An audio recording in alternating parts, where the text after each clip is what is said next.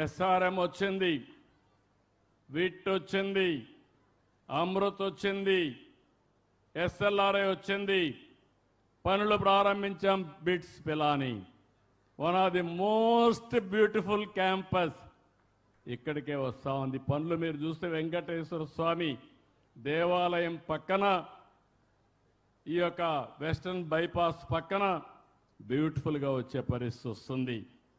ఈ 5తో అమరావతి రాజధాని నిజమైన స్ఫూర్తితో ప్రజా రాజధానిగా, దేవతల రాజధాని, ఆ స్ఫూర్తి మీరివ్వాలి.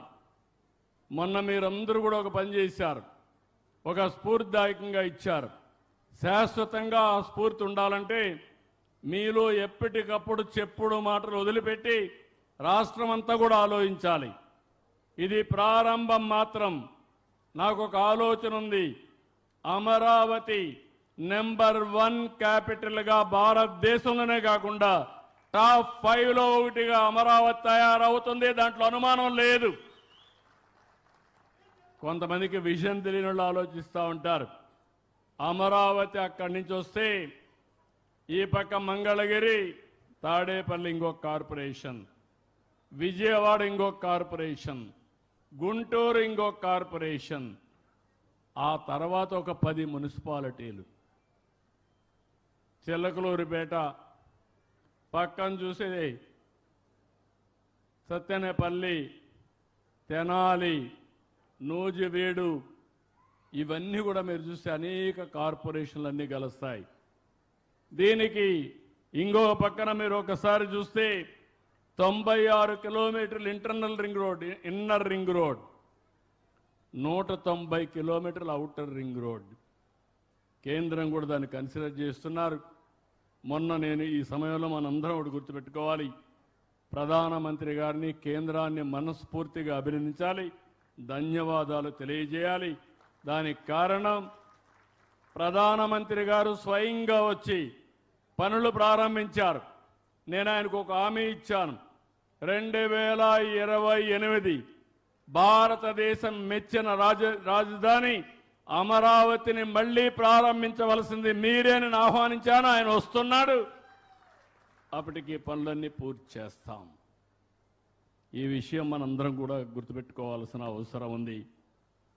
అందుకే రోడ్లు కూడా మీరు చూడండి, స్ట్రైట్ రోడ్లు ఇవి.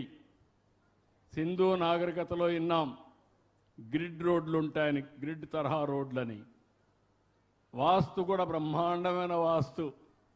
మొన్న ఒక ఆయన చెప్పాడు, సీడ్ యాక్సెస్ రోడ్ అయిపోయిన తర్వాత కాదు, ఇది 1 సైడ్గా అన్స్టాపబుల్ అని. ఎన్ని ప్రయత్నాలు చేశారండి. కడాన ఒక చిన్న బిట్టు, 1% ఆ రైతును పట్టుకొని కూడా ఊగినాడారు.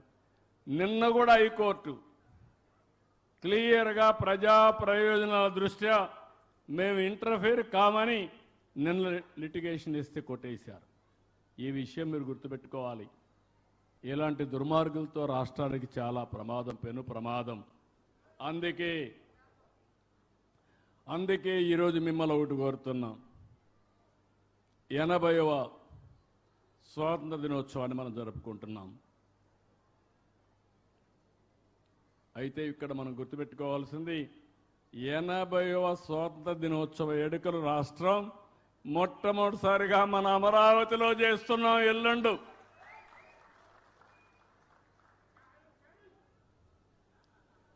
కాబట్టి మీరు గుర్తుపెట్టుకోవాల్సింది, దీన్ని ఒక స్ఫూర్తిదాయకంగా మీరు ముందుకు తీసుకుపోయి మనందరం కూడా ఆలోచించాల్సిన అవసరం ఉంది. నేను ఎప్పటికప్పుడు అన్నిటికీ టైం బౌండ్ ప్రోగ్రాం పెట్టుకుంటున్నాను. నాకు చాలా సంతోషం. ఒక పక్క నేను కానీ, పవన్ కళ్యాణ్ గారు కానీ, ఇంకొక పక్క బీజేపీ మన నరేంద్ర మోడీ గారు కానీ, మా ముగ్గురి ఆలోచన ఒకటే.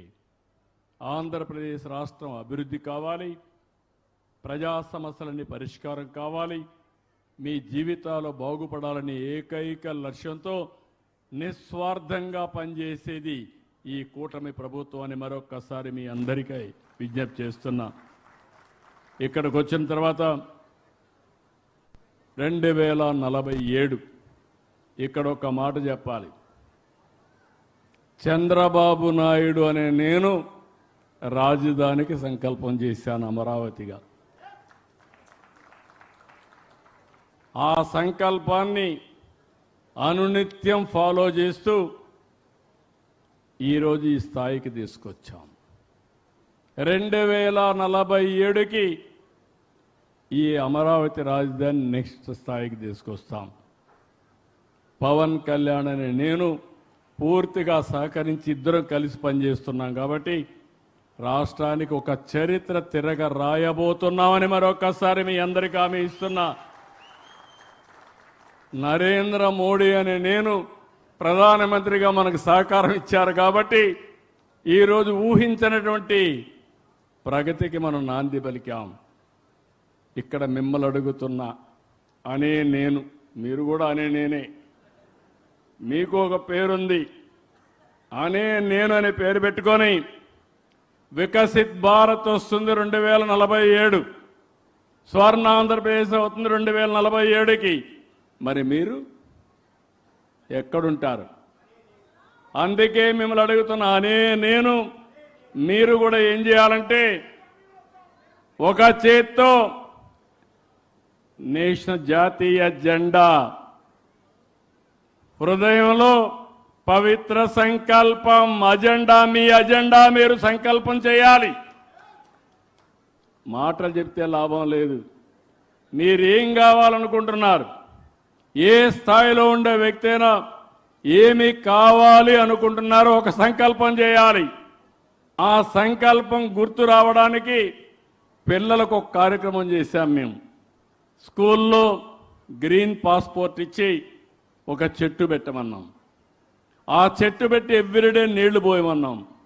ఆ చెట్టును చూసుకొని నీ సంకల్పాన్ని మళ్ళీ రివ్యూ చేసుకోమన్నాం, పునరుద్ధరించుకోమన్నాం.